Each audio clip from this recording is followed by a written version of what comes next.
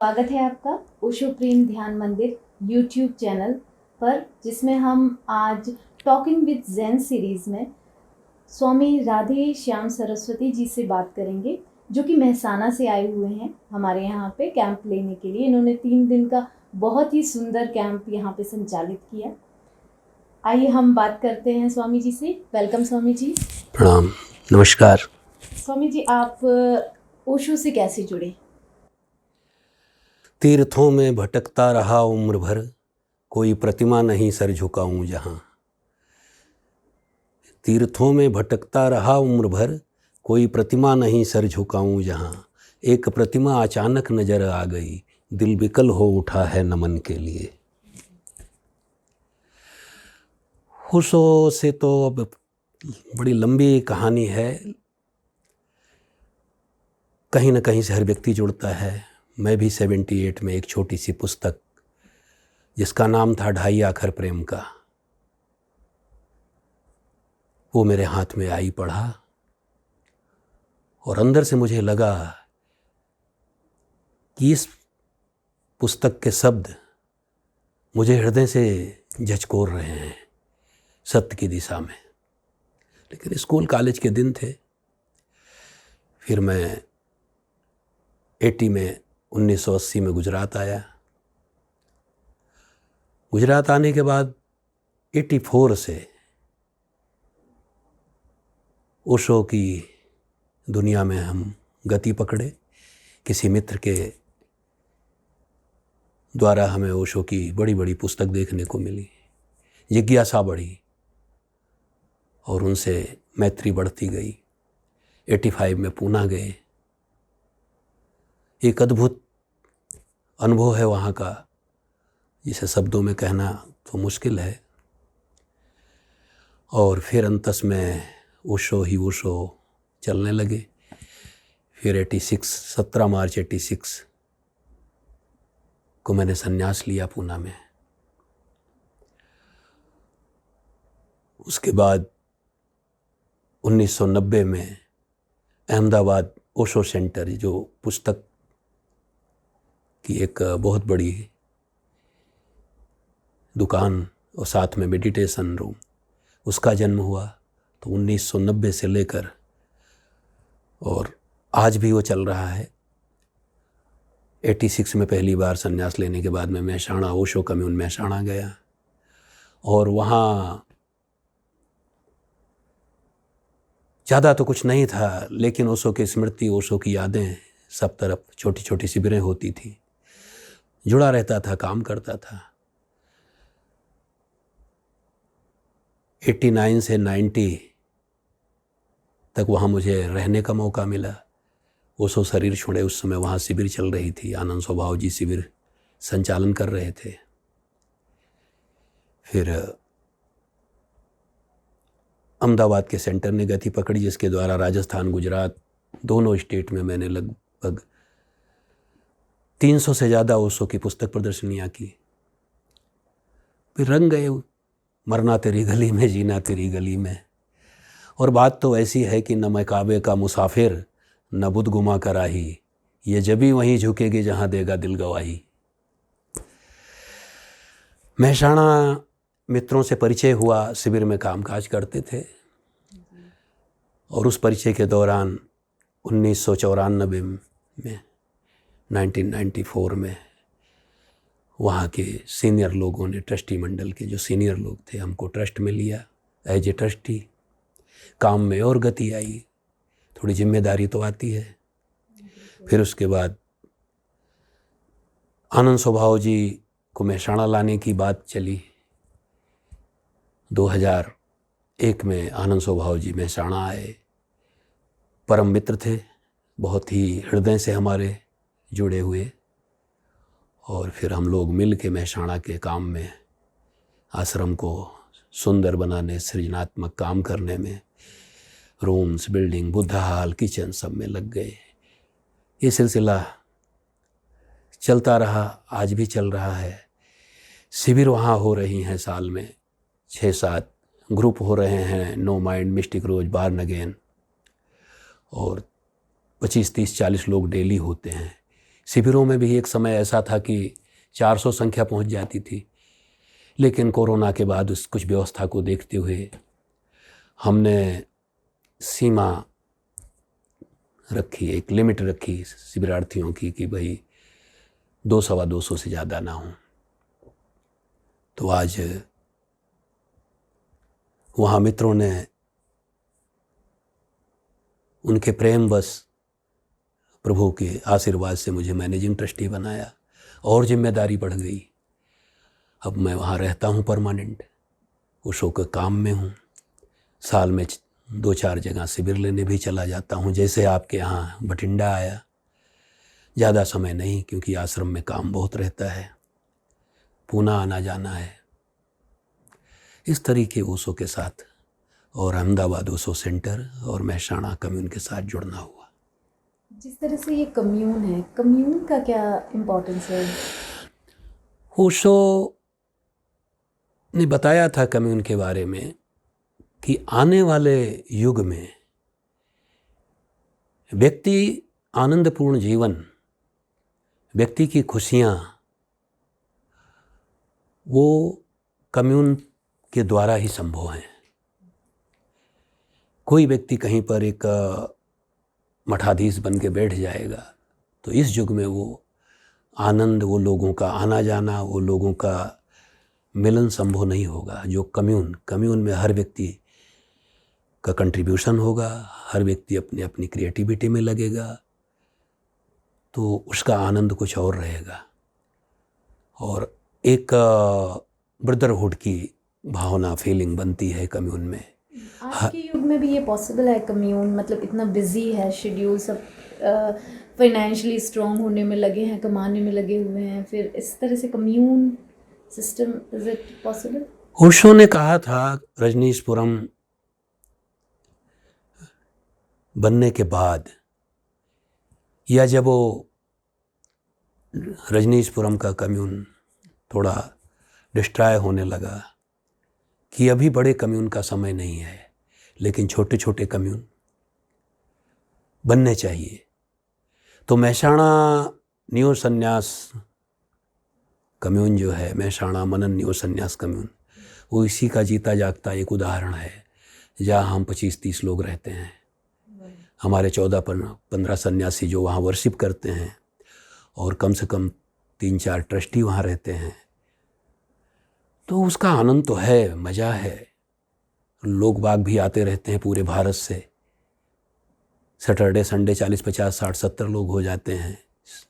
तो एक माहौल जो सुबह से शाम तक आनंदपूर्ण काम करने का, चाहे वो झाड़ू हो, बुहारी हो, चाहे वो बुद्धा हाल का काम हो, वेलकम सेंटर का काम हो, हर आदमी अपने काम में सृजनात्मकता से लगा हुआ है।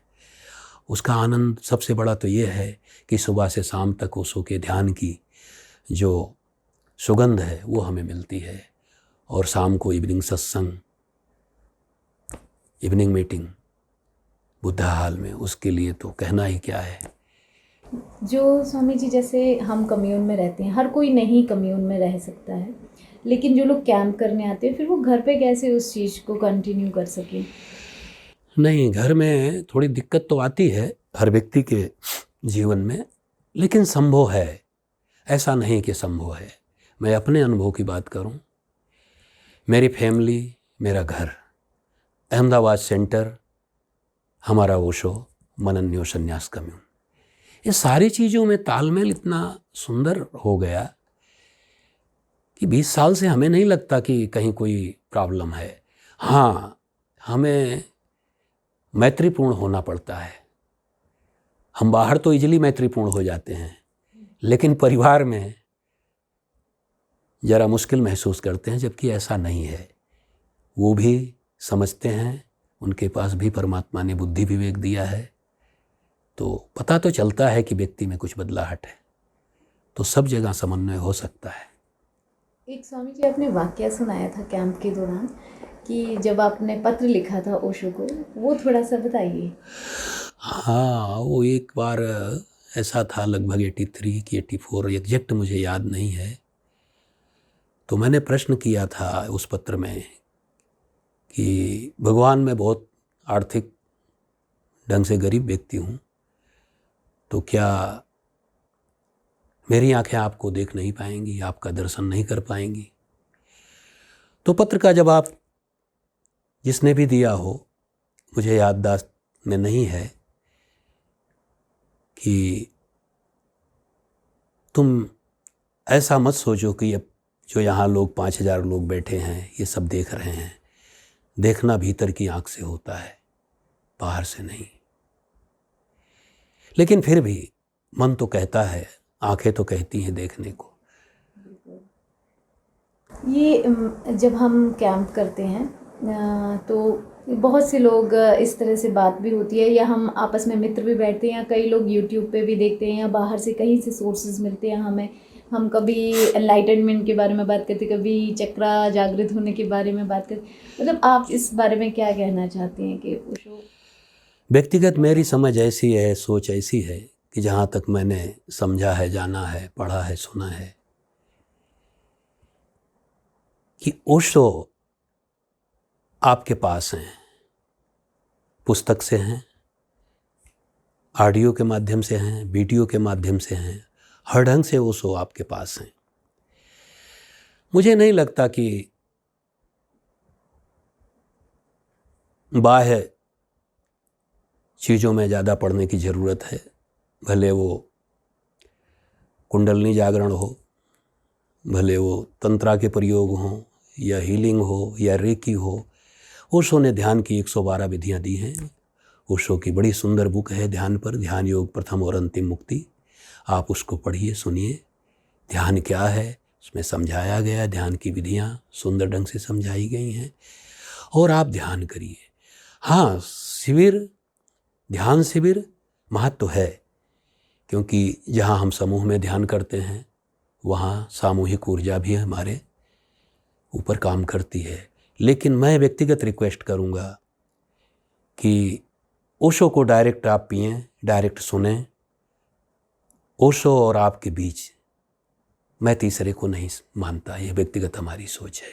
बाकी तो पृथ्वी पर बहुत कुछ होता है, चलता है। ओशो के जगत में भी बहुत सारी चीज़ें हैं, उसमें हम डिटेल में नहीं जाएंगे। आप सब परिचित हैं, सुनते होंगे कहाँ क्या हो रहा है। जिसको जो भाए वो करे। ये आधुनिक युग में जिस तरीके से अभी माहौल चल रहा है ना, ऐसे में आप हमारे व्यूअर्स को, हमारे सन्यासियों को, जो कोई नए जुड़े हैं, या कई बार ये बहुत से लोगों का फ़ोन आता है इंटरव्यू देखने के बाद भी, तो कोई उनके लिए सुझाव है, कोई मेडिटेशन के लिए या किसी भी प्रकार का कोई भी सुझाव जो आप, क्योंकि लोग ओशो में जुड़ने के लिए भी पारिवारिक बहुत सारा डिफेंस भी फेस करते हैं, कई सारी प्रॉब्लम्स भी फेस करते हैं, तो आप अपने एक्सपीरियंस से कुछ सुझाव हमारे व्यूअर्स के लिए दीजिए। प्रॉब्लम तो जितने सन्यासी हैं, हर सन्यासी के जीवन में आई है, पारिवारिक आई है, सामाजिक आई है। ऐसा नहीं कि कोई सन्यासी ऐसा है जिसके जीवन में ओशो के साथ चलने पर समस्या ना आई हो। लेकिन क्या है कि आपकी प्यास है,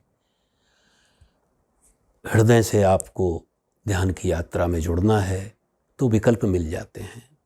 आप ओशो की पुस्तक के द्वारा उनको सपोर्ट कर सकते हैं, नए मित्रों को। उनके पास आर्थिक संकट है तो लाइब्रेरी से उनको बुक दे सकते हैं। और कभी ऐसा भी होता है कि प्रेम से एक छोटी सी पुस्तक भेंट भी हम दे देते हैं। दूसरी बात कि नए मित्रों के लिए ध्यान शिविर भी ज़रूरी है। कम से कम साल में 1-2 बार जब उन्हें समय मिले। ध्यान शिविर में क्या होता है कि कम से कम 3 दिन के बीच मिनिमम 20-22 ध्यान विधियाँ समझाई जाती हैं। तो उसमें से बहुत सारी विधियाँ वो समझते हैं, और उसमें से जो अच्छा लगे 1-2 विधि उसको करें। लेकिन ओशो का विशेष जोर रहा है ओशो डायनेमिक मेडिटेशन पर। डायनेमिक मेडिटेशन सबके लिए बहुत ज़रूरी है, क्योंकि उसको हम एक आम भाषा में कहें तो वो रामबाण है। बाकी तो बहुत विधियाँ हैं।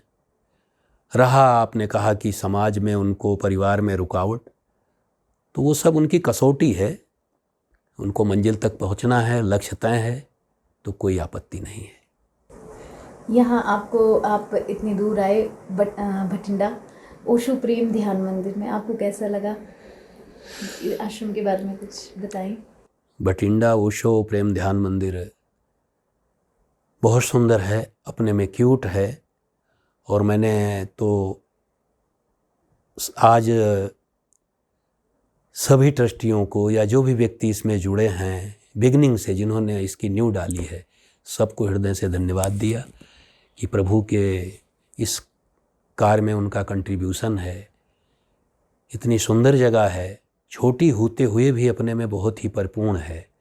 ध्यान हॉल है, रूम है, डोरमेट्री है, बगल में नेचुरल बिल्कुल प्राकृतिक जंगल भी है, उसके ऊंचे ऊंचे वृक्ष, बगल में बहती हुई कैनाल, और बहुत ही सुंदर है। किचन से लेकर बुद्ध हाल तक सारे लोग आनंद लिए, भोजन का, भजन का, ध्यान का। और आप लोगों से बस इतना कहना है कि इस बगिया को ओशो की आगे चलाएं। आप पर ओशो का आशीर्वाद तो है ही है। धन्यवाद स्वामी जी। नमस्कार। हम बात कर रहे थे स्वामी राधे श्याम सरस्वती जी से, जो ओशो मनन न्यू संन्यास कम्यून महसाना गुजरात से आए हुए थे। उन्होंने 3 दिन यहाँ पे कैंप लिया। हमने सभी ने बहुत एंजॉय किया, मेडिटेट किया, सेलिब्रेट किया, और उन्होंने बहुत सारी हमें नई विधियाँ यहाँ पे प्रयोग करवाई। आप ओशो ध्यान मंदिर भटिंडा कभी भी आ सकते हैं। यहाँ पे रहने की व्यवस्था है। यहाँ पे 4 मेडिटेशंस रोज़ हम करवाते हैं। आप आइए, जो नए लोग हैं, जो नए लोग जुड़ना चाहते हैं, वो भी आएँ। यहाँ पे कोई होता है हमेशा जो आपको अटेंड करेगा। आपको यहाँ पे रहने की भी व्यवस्था है। आप यहाँ पे ओपीडीएम भटिंडा में ओशो गैलेरिया भी है। आप यहाँ पे परचेज़ कर सकते हैं बुक्स भी, ऑडियो वीडियो, और योगा मैट्स, मेडिटेशन चेयर, ये हम ऑनलाइन भी देते हैं, और आप यहाँ आके भी परचेज़ कर सकते हैं। आप को फ़ोन नंबर और यहाँ का एड्रेस डिस्क्रिप्शन बॉक्स में मिल जाएगा। Thank you so much. Welcome, heartily welcome. Thank you.